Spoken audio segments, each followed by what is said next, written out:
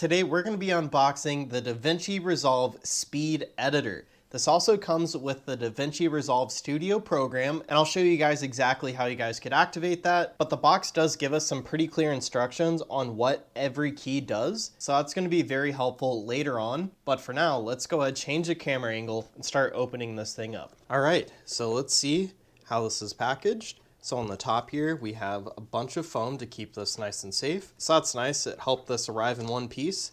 And here is the actual keyboard, the speed editor.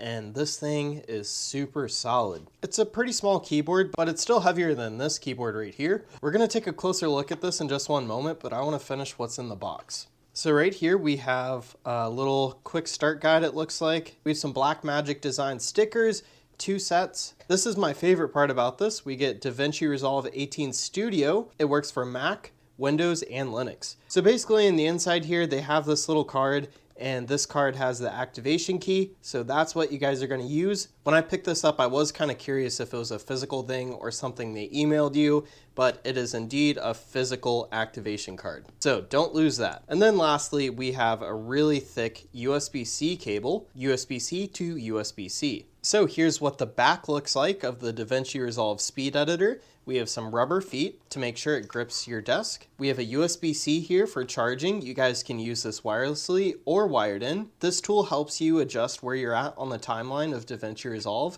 and this knob is solid.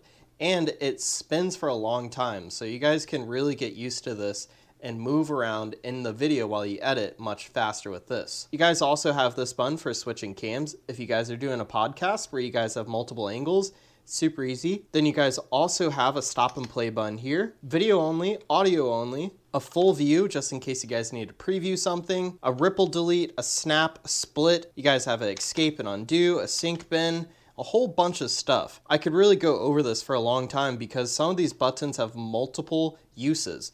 So as you guys could see here, possibly, there's little text here and text on the top.